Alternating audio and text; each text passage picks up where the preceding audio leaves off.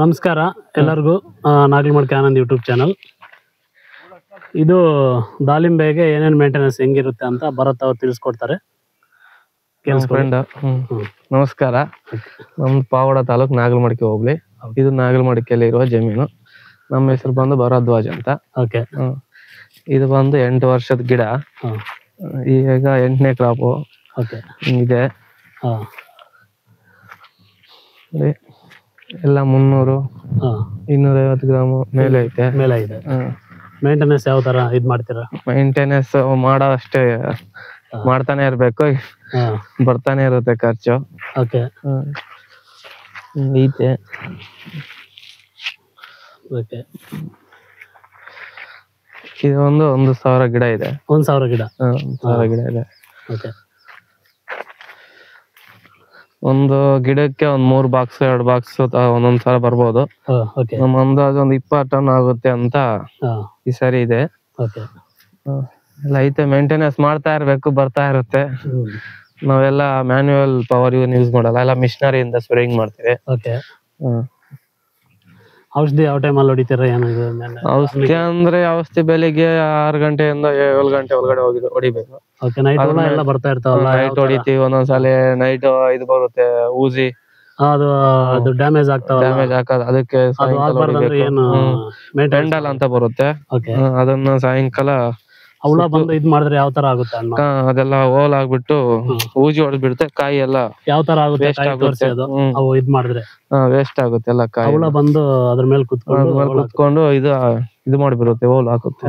ಅವಾಗ ಯಾವ ತರ ಡ್ಯಾಮೇಜ್ ಮಾಡುತ್ತೆ. ಕಾಯಿ ಎಲ್ಲ ಒಂದು ಹೆಂಗಾಗಿರುತ್ತೆ ಅಂತ 3 ದಿವಸಕ್ಕೆ ಈ ತರ ಆಗೋಗುತ್ತೆ. ಅದು ಹೋಲ್ ಹಾಕ್ಬಿಟ್ಟು ಕಲರ್ಫುಲ್ ಈ ತರ ವೇಸ್ಟ್ ಆಗುತ್ತೆ ಕಾಯಿ. ಏನ್ ಮಾಡಕ್ ಆಗಲ್ಲ. ಆತರ ಬರ್ತಾ ಇರುತ್ತೆ. ಟೈಮಿಂಗ್ ಅಲ್ಲಿ ಔಷಧಿ ಇವಾಗ ಸೈಜ್ ಇದೆಲ್ಲ ಇದೆ. ಸೈಜ್ ಈ ತರ ಇದೆ. ಇದೆಲ್ಲ 400 ಗ್ರಾಮ್ ಮೇಲೆ ಬರುತ್ತೆ. ಇದು 300 ಗ್ರಾಮು. ಈ ತರ ಇದೆ. ಇಲ್ಲೇ ತೋಟದ ಮೇಲೆ ಕೊಡೋಣ ಅಂತ ನೋಡ್ತಿದ್ವಿ. ಬಟ್ ನಮ್ ರೇಟ್ಗೆ ಯಾರು ಒಂದ್ 5 ರೂಪಾಯಿ ಹಂಗ ಹಿಂಗ ಹಾಕ್ತವ್ರೆ. ಒಳ್ಳೆ ರೇಟ್ ಬಂದ್ರೆ ಕೊಡೋಣ ಅಂತ ಇದೀವಿ. ಇನ್ನ ಟೈಮ್ ಇದೆ. ಇನ್ನ ಒಂದ್ 10 ದಿವಸ ಹಿಡ್ಕೋಬಹುದು ಗಿಡದಲ್ಲಿ. 10 ದಿವಸ ಹಿಡ್ಕೋಬಹುದು. ಇದು ಬಂದು 1000 ಗಿಡ ಐತೆ. 2017 ನಾಟಿ ಮಾಡಿದ್ವಿ. ಇವಾಗ 8ನೇ ಬೆಲೆ. ಇದು 8ನೇ ಬೆಲೆ. ಈ ತರ ಇದೆ. ನಮ್ ಫಾದರ್ ಹೆಸರು ಶಿವಕುಮಾರ್ ಅಂತ. ಮೇಂಟೆನೆನ್ಸ್ ಎಲ್ಲ ಅವರೇ ಮಾಡೋದು. ನಾವ್ ಬ್ಯಾಂಗ್ಳೂರಲ್ಲಿ ಇರೋದು.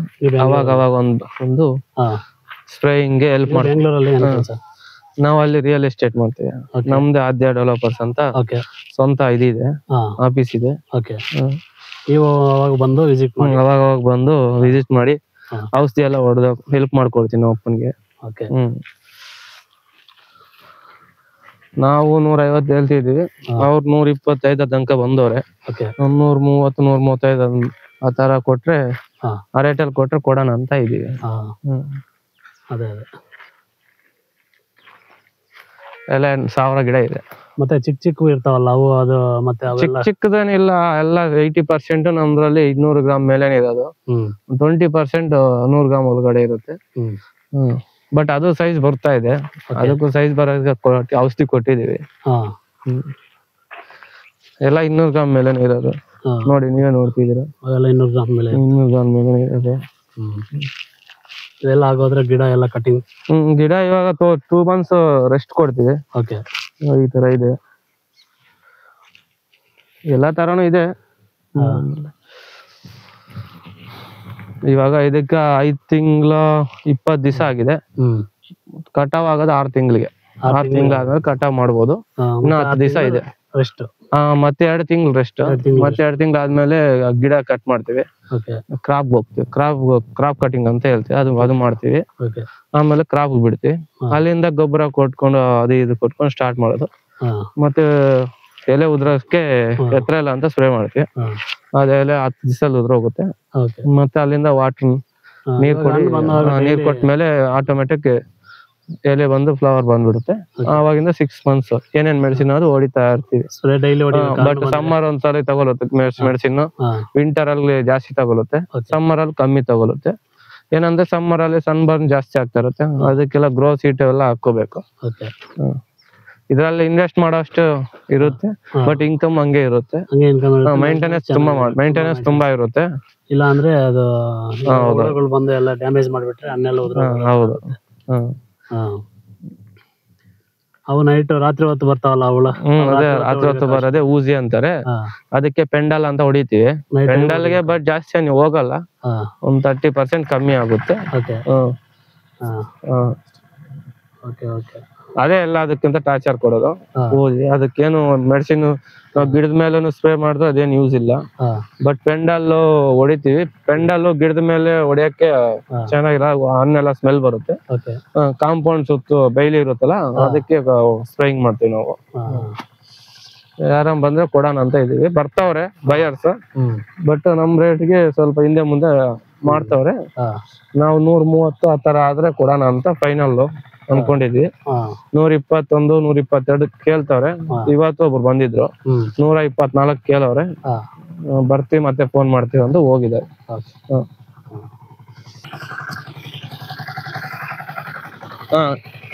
ಈ ತರ ಸ್ಪ್ರೇಯಿಂಗ್ ಮಾಡ್ತೀವಿ.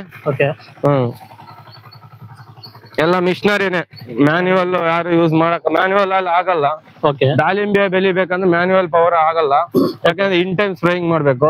ಇಂಟೆನ್ಸ್ ಸ್ಪ್ರೇಯಿಂಗ್ ಮಾಡಕ್ಕೆ ಮ್ಯಾನ್ಯುವಲ್ ಜನ ಸಿಗ್ಬೇಕಲ್ಲ, ಸಿಗಲ್ಲ. ಸೊ ನಾವೆಲ್ಲ ಟ್ರಾಕ್ಟರ್ಗೆಲ್ಲ ಫಿಕ್ಸ್ ಮಾಡ್ಕೊಂಡಿದ್ವಿ, ಟ್ರಾಕ್ಟರ್ ಅಲ್ಲೇ ಸ್ಪ್ರೇ ಮಾಡ್ತೀವಿ.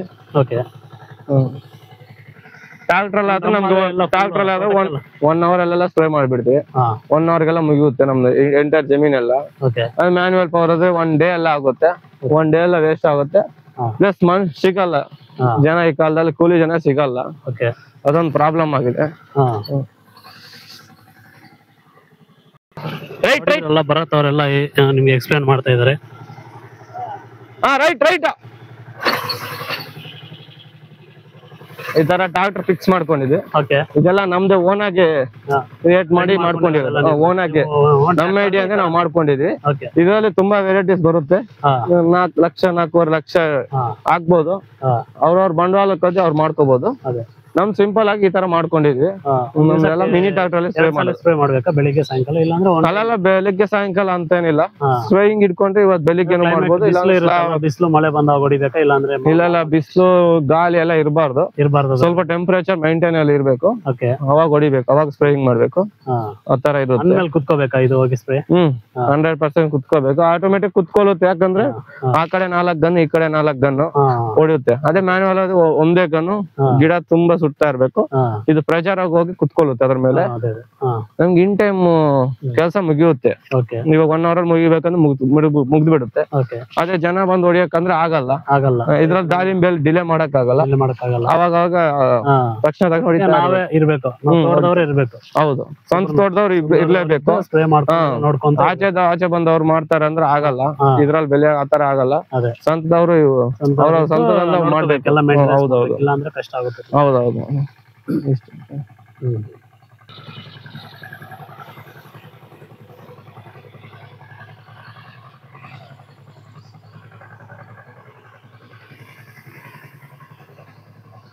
ಆ ತರ ಸ್ಪ್ರೇಯಿಂಗ್ ಬರುತ್ತೆ. ಆ ತರ ನಾವು ಸೆಟ್ ಮಾಡ್ಕೊಂಡಿದ್ವಿ.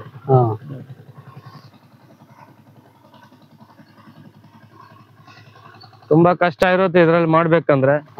ತುಂಬಾ ಪೇಷನ್ಸ್ ಇರ್ಬೇಕು, ತಾಳ್ಮೆ ಇರ್ಬೇಕು, ತುಂಬಾ ತಾಳ್ಮೆ ಇರ್ಬೇಕು. ಫುಲ್ ಎಲ್ಲ ಹಣ್ಣಿಗೆಲ್ಲ ಔಷಧಿ ಬಿದ್ದಿದೆಯಲ್ಲ?